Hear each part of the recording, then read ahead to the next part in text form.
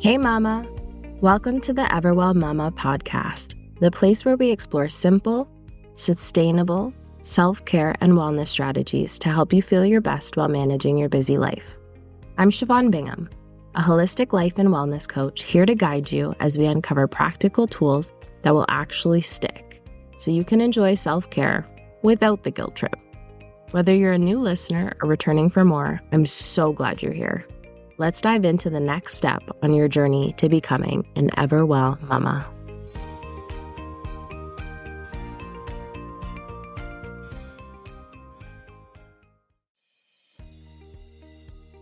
Hey Mama! Welcome to the Everwell Mama podcast, the place where we explore simple, sustainable, self-care and wellness strategies to help you feel your best while managing your busy life. I'm Siobhan Bingham, a holistic life and wellness coach here to guide you as we uncover practical tools that will actually stick, so you can enjoy self-care without the guilt trip.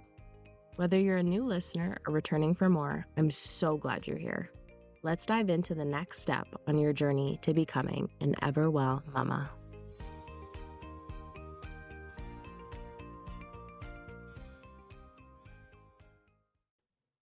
All right. Hello. How are you today? I'm doing so well. How are you? I'm great. Thank you. So, I would love to know a little bit more about who you are and what you do.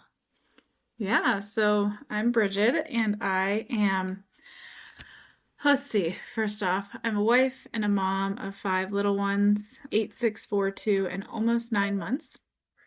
Hopefully none of them will be making an appearance in the next few minutes as we talk, but we will Yeah. see.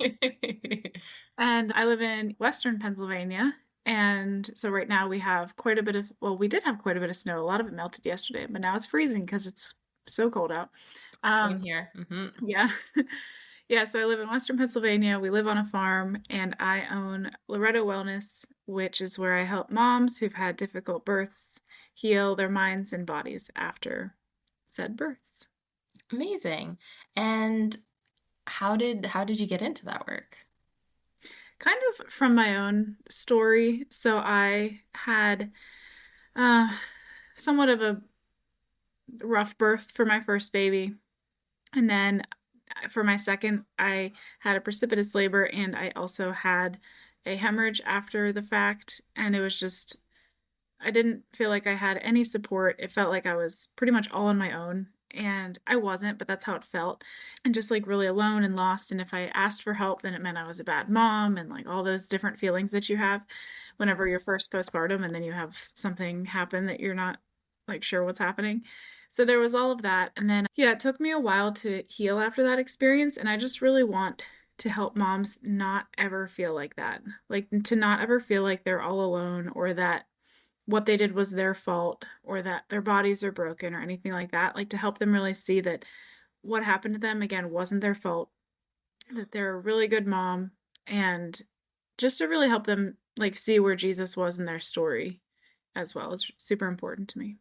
Yeah, that's really beautiful and very needed. There's so often that we do get in this trap of feeling guilty about whether it's our birth story or it's another part of mothering and parenting, right? There's so much guilt that comes with it in our society these days. So it's really nice that you're helping support moms through those tricky times. So I want to kind of go into our next section, which is what I call the reality check. So I want to kind of normalize those Yeah. parts of motherhood that we all experience, but we don't always talk about or share about. And so that kind of adds to that guilty feeling. So going back to when you first became a mom, or even in that second postpartum period for you, what is one thing that you wish that you would be able to tell your past self? Oh man, that's a good question. I don't know. Hard to narrow it down to one thing. Well, you can have more than one, absolutely. So I'm obviously in a very different place now than I was then. And I know that even in a year, I'll be in a different place then than I am now. So actually, I know what I would say. The biggest thing is to just listen to whatever it is your instincts are telling you to do. That you don't have to do what everybody is telling you to do, whether that be about the pregnancy or about the birth or about like the postpartum or how to mother. Do what feels good for you, not what the world is telling you to do. Yeah, that's beautiful. I could give you like a standing ovation right now just for that. That's so powerful, right? Because there is all of this onslaught of information thrown at moms all the time and all of this extra burden of what society is going to think and all of the things that you should be doing, which again is adding into that guilt, right? So Yeah. being able to just trust yourself and know that you're doing your best and your best is more than good enough is a really, really special thing. So I love that. Is there something that you think in this season or past seasons of motherhood, do you think that there's one thing that you feel nervous about, or you feel like you're the only one in motherhood to feel this way? That's a hard one too. I'm going to say it's probably what everybody says, so it's like kind of a weird answer to your question. The idea that I'm doing something wrong. Hmm. But I know that a lot of other moms feel that way, but it's hard to remember that whenever you're like in the trenches of it and you feel like you're doing everything wrong. Absolutely. So I think that is probably the biggest one is that it feels like I'm doing things wrong or like I'm going to screw something up. And I am. Like I know that I'm going to because I'm Mhm. not a perfect person. Yep. And that's just where I have to really remind myself that that's where grace comes in and that's where I need to allow myself to recognize that I'm not a perfect person as much as I sometimes would like to think that I am, Yep. and that my children are also not perfect people, and that my husband is not a perfect person, and we're all going to Hmm. make these mistakes. But we just have to recognize that, I would say, at least most of the time, we are doing the best that we can given the situations that we're in. So I think that's the Yeah. biggest thing. Hmm. And again, I know that's not like just for me to feel that way. I know so many moms feel that way. But again, it just feels like I'm all alone in that sometimes, but even though I'm not. Yeah, no, that's why I asked that question because pretty much anything that anyone says, there's going to be another mom who's Yeah. also felt that way, right? So it's Yes, for just kind of sure. shining that light and making sure that everyone knows that you're never really alone in motherhood. We all go through the same experiences, even if we're not necessarily talking about it all the time. Yeah. Yeah, definitely. All right, so let's dive into our main bit of the day, which is all about resilience in motherhood.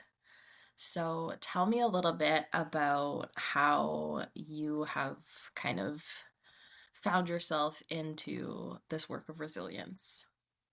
Yes. So I came across, well, obviously I've known what resilience is, like since I don't even know when, but I never really like stuck with me. It's like, oh yeah, that's just what it is. But whenever I was doing my traditional birth companion training, since you're in Canada, the traditional birth companion is just an alternative outside of the medical system. Okay. So that's where I did my training. So even though I'm in the States, I just really, really loved the program that was in Canada. So I went with that. And Hmm. so traditional birth companion. And one of her big things was that we had to take, in addition to the traditional birth companion course, so it's essentially like a lay midwifery course. In addition to that course, we had to take her trauma informed professional training. Hmm. And essentially, what that training did is it really taught us what certain things within a system look like, how we can prevent those things, how we can try to mitigate some of those things, and how we aren't able going to be able to fix a lot of those things, unfortunately. So, one of the biggest things that she really tried to hit home is this idea of resilience. Because if you have a really strong, resilient brain, then even if things go poorly or they don't go the way that you think that they're going to go, your brain is going to be able to be like, okay, that didn't go how I wanted it to go, but I know that something better is coming, or I know that I can be okay even if it didn't go the way that I wanted it to. So, to dive in first, this idea of resilience means the capacity to recover quickly from any sort of difficulties or basically to be able to bounce back or to be elastic. And that's again one of the biggest things, especially as moms, that's really important for us because if our brains encounter a situation, so if we encounter a situation that might feel impossible, if we have a really high threshold of resiliency, our brain is going to be like, okay, this is a challenge. I don't know what to do yet, but it's okay. I'll figure it out. versus if we don't necessarily have that high threshold of resiliency because of any sort of upbringing that we had, like any sort of internal programming that we were given basically from just living with people, or any traumas or anything like that, then we will be less resilient and then therefore more likely to spiral into this woe is me, my life is terrible, that sort of thing. And a big component of that resiliency is obviously that your brain needs to be healthy. So in order for your brain to be healthy, your body has to be healthy. And by body being healthy, I mean nutrition is super, super important because your brain is made up of about 60% fats. So if you're not eating well, your brain's not going to be nourished well. And then especially if you've had any sort of really significant trauma that caused any sort of PTSD, then PTSD is literally a brain injury. So if you're not eating well and nourishing your body well, your body's not going to have what it needs in order to heal that brain injury. Because so often we think about just healing external wounds or broken bones or whatever, but a lot of times we don't think about our brains. But they are still something that needs healed and still needs something that needs repaired pretty constantly. So again, it's this whole idea of just being able to bounce back and to withstand whatever it is that we're facing. But it really comes down to this idea of, in order to do that, we need to be healthy mentally, physically, and emotionally as well. Yeah. Wow, that's really beautiful and a very clear definition for anyone who wasn't sure what resilience was. And definitely, as a mother who has gone through some trickier births myself as well, I can definitely see how resiliency comes into play in your work. And I'm really glad that you were able to do that trauma-informed training as well, because that is something that is so necessary and needed, especially when you're dealing with moms or anyone who is going through any sort of tricky situations and potential trauma, right? So, what do you think about situations in everyday life as moms that could potentially be a trigger for any sort of past traumas or wiring that we have? For example, let's say I hear a bunch of whining throughout the day, right? That's something I think that's pretty common as a trigger for a lot of people. So, how could we improve our resiliency for something like that? Yeah, so probably the biggest thing with that, and this is so hard for moms especially, or parents in general, is that if you are really triggered by loud noises or just like feeling overtouched or overstimulated or any of those sorts of words, then what it comes down to is that your nervous system is probably fried and that you really need to take time to, I'm not going to get into like the scientific parts of it, but you have different parts of your nervous system. And if the one type of your nervous system is like totally on overdrive, totally overwhelmed all the time, then basically that's going to mean that the littlest thing will make you snap. Or it can go the opposite direction, well, kind of opposite direction, where you hyper focus on a certain thing because that's what you feel like you can control and you kind of shut the world out of everything else. So, for example, I have a client who she has a history of disordered eating. She already knew she had that and like she kind of worked through it a little bit, but we uncovered that the reason that she was really hyper focusing on this eating is the same reason that she is now hyper focusing on these obsessive thoughts that she has about like her son dying, or if something happens to her, or did she say the wrong thing in this situation. So just these hyper focusing or these obsessive thoughts. And it really comes down to just, she never has allowed herself to just rest and be calm and be still, and it allowing her brain to figure out that she is safe. She's always looking for this next thing that she can control in order to help her feel safe. So it's really just this idea of you need to regulate your nervous system. And I know that's kind of like a buzzword in the health world nowadays, but it really is true, because if your nervous system is out of whack, then everything is. Because think about it, your nervous system controls every single part of your body. Your brain tells your nervous system, well, it's connected, but your brain tells your nerves what to do, not just voluntarily, but all of those involuntary organs and processes that have to happen. If your nervous system is not firing properly, or if it's firing too much, or like your HPA axis is all messed up and your polyvagus nerve is not functioning properly, all those different things aren't working, then you're going to constantly feel overstimulated. You're going to constantly feel triggered. And you're probably also going to have some physical symptoms showing up as well. And that's one thing, too, to really keep in mind is that we are a whole body person, that we need to have this approach about where we don't just need to heal our mind or like get rid of the trigger. We don't just need to fix, I don't know, the eczema or the stomach issues or anything like that. We have to look at the whole person and the whole situation that we're in order to really heal from that very basic level. And then we can start to see those trickle effects, which means no more yelling at the kids, being okay if they're screaming, or how, even if you're not okay with their screaming, having a plan to make it so that you can be okay with it. Mm-hmm. So kind of just understanding all of those different things is really helpful. Yeah, absolutely. And I really like how you were talking about her sense of safety, because that's like, I forget who did it, but that like hierarchy of needs, right? You need to feel safe before you Yeah. can do anything else. So Yep.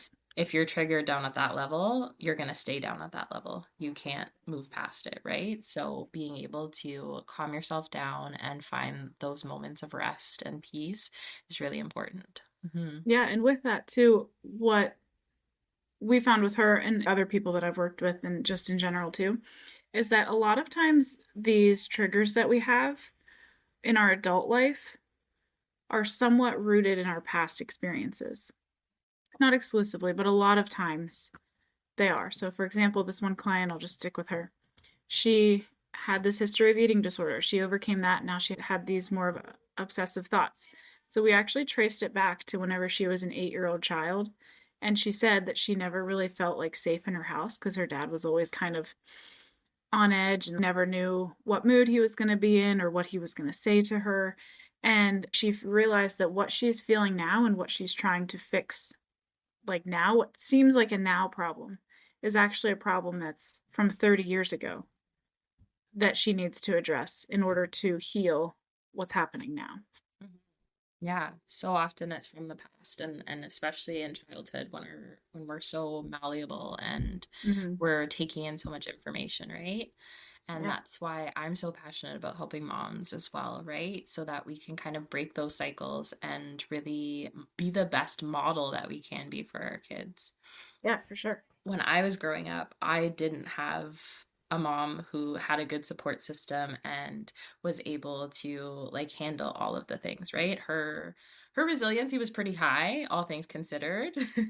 But at the same time, she was struggling, and you could tell, especially as her kids, like we could tell that she was struggling, right? Yeah. And so I didn't have that modeled for me, how to properly take care of mom and do all of those things. So that's something that I'm really trying to model for my own daughters so that they don't grow up and feel like they have to like mad dash clean the house because someone's coming over or have all the dishes hidden away, right? Like all of those little things, just being able to regulate myself so that they can stay regulated as well. Yeah, and I think that's a great point too, is that maybe doing the mad dash around the house isn't this necessarily the best thing to happen, but whenever it inevitably does happen, that you then have the awareness to be like, what mommy did probably wasn't the best thing to do ever. I'm sorry I did this. I'm sorry I did that. Yeah. And so because again, we're not perfect. We're all going to do and say things we shouldn't do, but just having that awareness to after the fact explain like why this probably wasn't a good idea. Yeah. I think is also really powerful on multiple levels for them to see that too. Yeah, no, for sure. It's just like apologizing to kids, right? Like you've got to. Thank you so much for tuning in today. Welcome to the Everwell Mama You can find podcast, the transcript and all the resources mentioned simple, in the show notes below. Sustainable, if this episode was helpful, I would really appreciate you leaving a 5-star rating and review so I can keep making it. I'm Siobhan Bingham. Also, I want to make sure this podcast actually answers your wellness questions. Practical tools if you've got a specific question about how to implement more wellness into your already filled without the guilt trip, send me a DM on Instagram at Everwell Coaching so I can share resources. So glad you're here. Or create a future episode just for you. On your journey to becoming Stay tuned for our next episode. Mama. And until then, remember to take a moment each day to do something that fills your cup, Mama.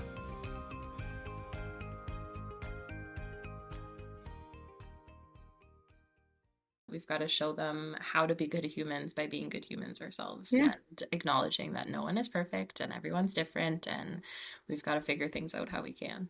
Yeah, for sure. Hmm. So you've mentioned a lot about regulating your nervous system. As a mom with 5 kids, how do you find time in your day, or how do you make space in your day to regulate your own nervous system? Well, I will say I didn't start out with 5 kids. I Yeah. started out with one. So that is definitely something, because if you're right now thinking, I have one kid and my brain is like on overdrive, don't worry. I started out with one as well. You do gain experience as you go. But I Hmm. think the biggest thing that I've had to do is to sort of, I don't want to say change my mentality about it, but to maybe have a different understanding of what regulating myself means. So again, whenever I was childless or whenever I only had one child, it was fairly easy for me to have time for myself. Looking back, it didn't seem like it was easy, but it actually was easy. I could have it 2 hours whenever she was taking a nap, and I could do whatever I wanted within reason. So I was working. But now that I have 5 kids, we always do quiet time every single day. And that's usually whenever I do a lot of client calls and like get some work done. But quiet time is really important for them and for me. And we homeschool too. So that's a thing that we have going that we do as well. So we always do quiet time every day for about 2 hours. They get to listen to a story or an audiobook, or they get to like color or just like whatever quiet thing that they want to do. And usually while the younger two nap. Another thing is that at the end of the night, I always take like 10, 15, 20 minutes to journal. And I don't do any sort of like crazy journaling. I literally use a notebook that was my husband's from high school. Like it still has some of his notes in it from high school. And again, we were in high school quite a long time ago at this point. But I found it in the basement and I was like, okay, I'm just going to use this because why not? So I always take time to journal at night. And I think that that's been really helpful because I write down each of my kids' names. And I always write one thing that they did that was really funny or cute or that I always want to remember. So just one thing about each of them. And then I do the same thing about my husband and I write like today was a good day and this is what happened, or just to try to process some of that stuff. I think it's been really helpful. The other thing is that, and this sounds so basic, but I always shower and get ready every day. And I say it sounds so basic because I work with a lot of postpartum moms, and sometimes they're like, I don't know how to shower. Like, I can't figure out when to shower. And we always go to, you need to shower because, or get ready, not like hair and makeup, not that sort of thing, unless that's your thing. But getting ready, like, really tells your brain, okay, we're going for the day. I'm ready, I'm set, I can take on the world. And showering obviously just makes you feel better. So I think those are some very small things that you can do so that it's not like you can't, because as a mom of 5, it's probably impossible for me to ever get an hour where I can like light a candle, read a book, like just chill. Yeah. Like maybe once in a while, Yeah. maybe. But I think just kind of altering what we think about what that self-care looks like is more of, I don't know, just more chill, more little pockets throughout the day instead of these big chunks of time.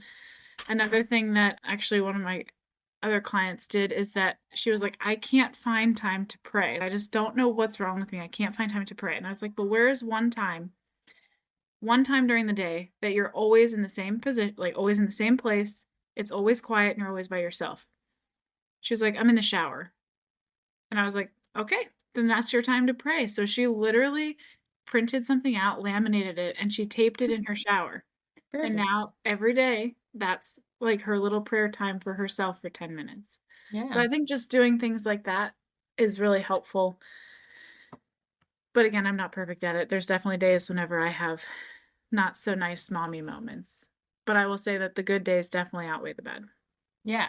No, and I think that's very realistic, right? No one's perfect. No one's ever going to have 100% sunshine and rainbow days. That's not Yeah. realistic. We're human. But having those small pockets of intentional time, I think, is the most important. And that's what I help my clients to find as Yeah. well. It's just those small moments of one-on-one time with you, right? We Yes. always focus on one-on-one time with the kids, one-on-one time with the husband, with the dogs, whatever, whatever. But you've got to make sure that you've got that one-on-one time with you as well. So that's really nice to hear that it'll help as well with resilience. Yeah, for sure. Yeah. What moms would you recommend building up more of this resilience for? Who do you think it would be perfect for? Well, I mean, everybody, because everybody in their life has experienced some sort of traumatic thing happen to them, whether that be something like incredibly terrible or whether that just be these little traumas that happen throughout the day. And the important thing to note is that, like you said, like our life isn't going to be all rainbows and sunshine. We're not really made for that necessarily. We are made, I don't want to say we're made to struggle, but we are made to work hard. We're made to work. We're made to like strive for more. And that comes from like a genuine, like good hearted place, not me saying you need to work hard, you need to work, work, work, work, work. But it's like we're not made to just sit around and smell the flowers every single day, all day, because nothing would get done. That's just not realistic. So I think it's important for every mom, every person to really take an inventory of what has happened in their lives. How do they feel now about it? How could they maybe adjust certain things? Because every single person can always grow, can always develop, and can always learn something new. Even the best of the best in whatever industry are always trying to innovate themselves or be better or whatever. So I think all of us can do that. All of us can learn more about how well our bodies work and how to better support our bodies. All of us can be better about taking intentional time for ourselves to really rest and rejuvenate. All of us can be better about serving others well. Like we can all be better at all of those things, and all of those things increase resiliency in a person because it's just that ability to bounce back, to withstand, to be elastic. So I think every single person, but especially if you are one who has experienced some really, really tough times in your life, you more than anybody else really need to prioritize this rest, nutrition, and just again appreciating who you are and where you are right now. Because again, if you've gone through some really, really, really hard times, then you need to be really appreciative for what your body's doing for you right now. Like you're listening to this, you can, I don't know, you can see, you can do all these things. And just starting really small can be really powerful because it can help your brain to see, like, oh, things are okay. I am safe. Everything is okay now. And even if it isn't okay tomorrow, like, I will figure out a way for it to be okay. So, again, in general, everybody can increase their resiliency, but those who've experienced some really challenging times should definitely be looking at how they can improve their rest, nutrition, and just overall ability to withstand anything.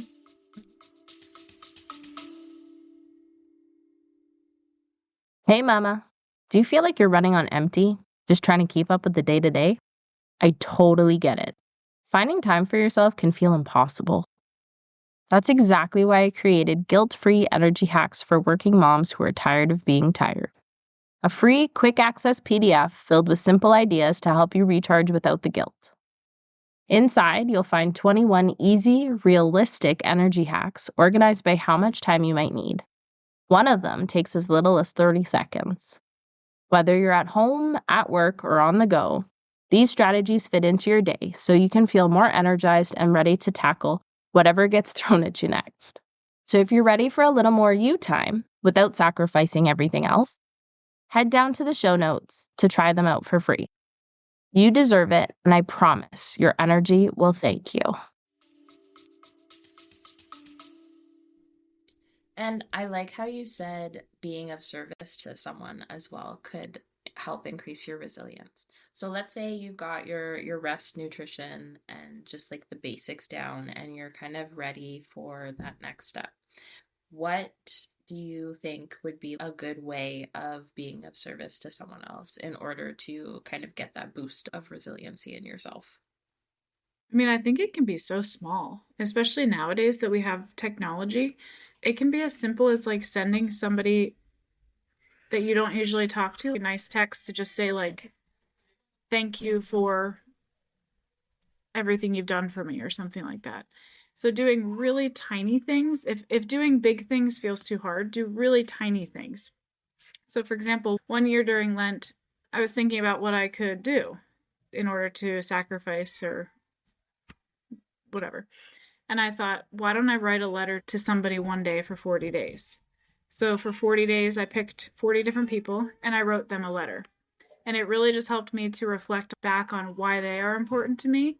And then I got so many nice comments back from them to say like, wow, you really helped me to like, this was so unexpected and so nice. And by them telling me how it made them feel, it made me feel even better because it was like I was able to make somebody feel so good by doing something so simple. So I think just doing little things like that would be awesome. Yeah, that's really nice. And again, it's the same with our self-care, right? Like we're not gonna have that hour and a half every day, 2 hours to light a candle and read a book, but Mm-hmm. we can do little things in order to help not only ourselves but others as well. So that's really Yeah, for nice. sure. And then what would you say to the mom who says, I've tried all the self-care, I've tried to like help my nutrition, I've tried all these things, but nothing has worked. I'm still like frayed, I'm still struggling. What would be like the number one trick or strategy that you would suggest for them? If you've tried all of the things and you're still struggling with whatever you're struggling with, I would probably say there's something at the root that's holding you back, whether that be one of those seven deadly sins. Those are what we usually see pop up. Pride is a big one. And not pride in the sense of like, I'm so awesome and I'm so good, but more of pride in like, I can do everything myself. I don't need any help. Or sloth is very rare in moms. And then some of those other ones are not super rare. Pride is probably the biggest one. And it really comes down to this idea of if I ask for help, then it means I'm a failure or it means that I'm not good enough or any of those sorts of feelings that you have. So I think really digging to the root of why you're feeling like this, because you don't just have a feeling for no reason. Like it's your body's way of trying to tell you something. I always say your intuition is the Holy Spirit trying to guide you.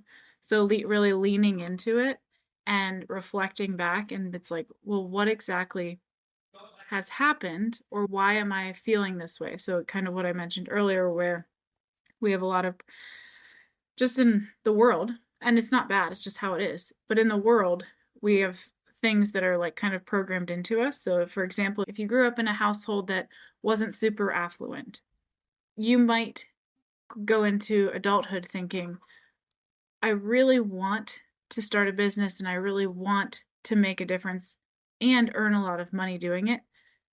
But, and then this is where things won't ever happen because you have this like, but, and the but would be like, but if I do that, all these people that I grew up with are going to think that I'm better than them or too good for them or whatever it is. So there's usually always some root that still is like clinging to you that until you release that, nothing, well, things might get better, but it's never ever going to be resolved.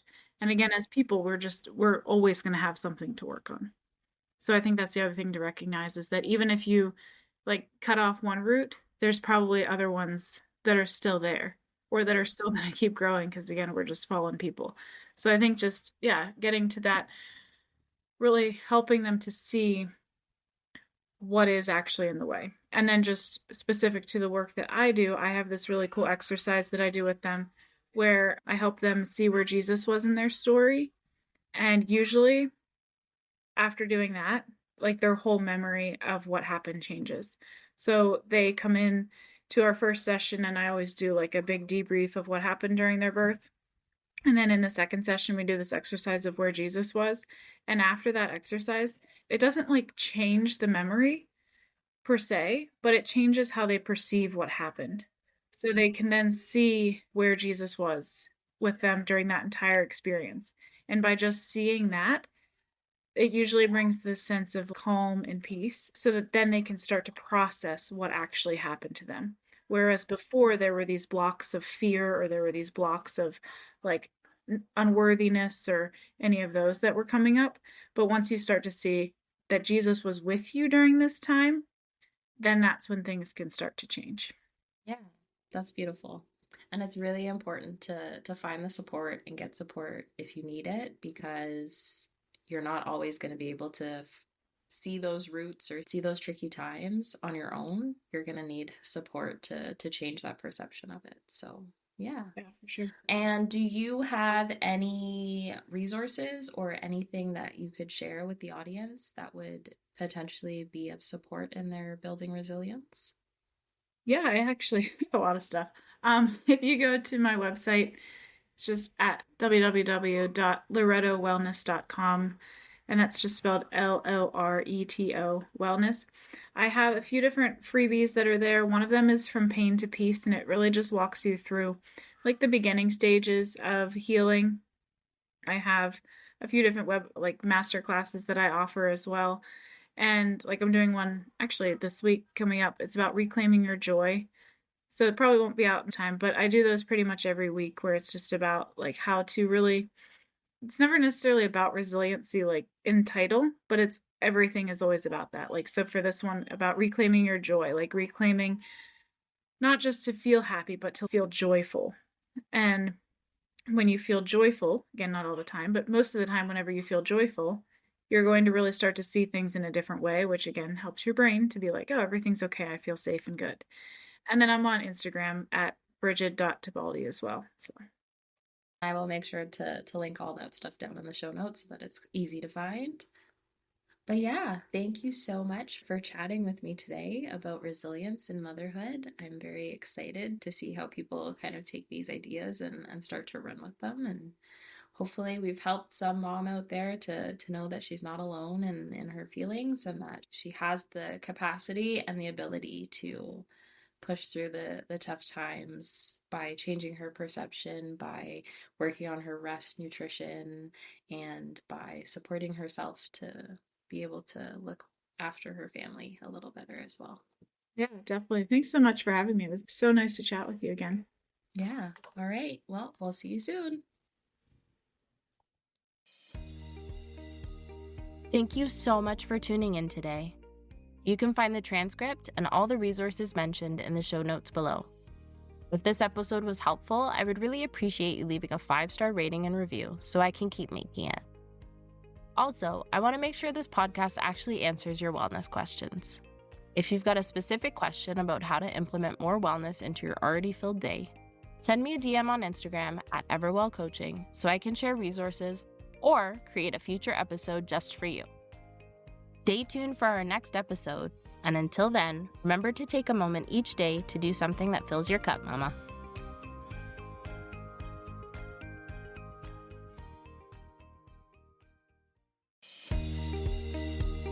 Thank you so much for tuning in today. You can find the transcript and all the resources mentioned in the show notes below. If this episode was helpful, I would really appreciate you leaving a 5-star rating and review so I can keep making it. Also, I want to make sure this podcast actually answers your wellness questions. If you've got a specific question about how to implement more wellness into your already filled day, send me a DM on Instagram at EverwellCoaching so I can share resources or create a future episode just for you.